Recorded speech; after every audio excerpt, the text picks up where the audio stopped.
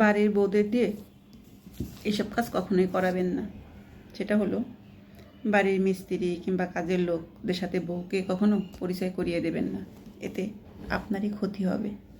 কারণ তাদের এই পরিচয় করা দেওয়াটাই, যখন আপনি পরিচয় করে দেবেন যে আপনার ভাবি হয় কিংবা কোনো কাজে কোনো কিছু দরকার হলে তার কাছে চাইবেন, এটা কখনোই করবেন না। যখন আপনি বিল্ডিং করবেন কিংবা বাড়ির কোনো কাজে মানুষ আনবে, তখন আপনার ওয়াইফকে তার বাবার বাড়িতে পাঠিয়ে দেবেন। বাড়ির মিস্ত্রিদের সাথে কখনোই পরিচয় করবেন, এতে দুর্ঘটনা ঘটে যেতে পারে। এরকম বহু দুর্ঘটনাই ঘটে গেছে এক ভাইয়ের জীবনে। সে বিদেশ থেকে এসে তার ওয়াইফকে তার বাড়ি তৈরি করছে, কাজের লোক আসছে, তাদের সাথে পরিচয় করে দিয়েছে। তার মাঝে একজন সুদর্শন পুরুষ ছিলেন, খুব সুন্দর, স্মার্টনেস, যে এটা তোমার ভাবি, যখন যা লাগে তাকে বলবা, সে দেবে।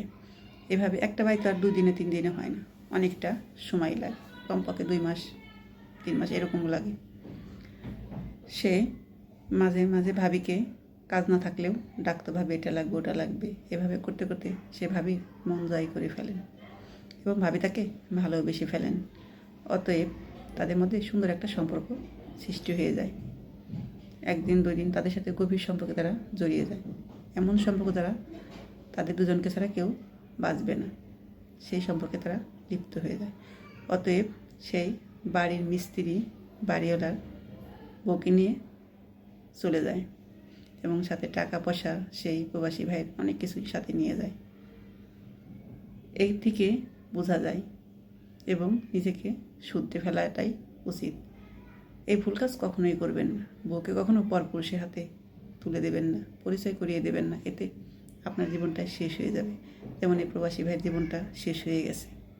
এক মিস্ত্রির সাথে সে পালিয়ে গেছে, কারণ তার স্বামীর থেকেও সে দেখতে ভালো ছিল, তার মন জয় করে ফেলেছে, বাট মিস্ত্রি কি না কি সেটা দেখেনি। ঠিক আছে, মানুষ টাকা পয়সার দিকে তখন তাকায় না, যখন সে ভালোবাসায় অন্ধ হয়ে যায়।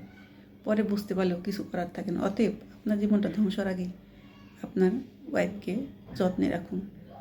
কখনোই বাড়ির মিস্ত্রি পরপুরুষের সাথে কখনোই বউকে পরিচয় করে দেবেন না।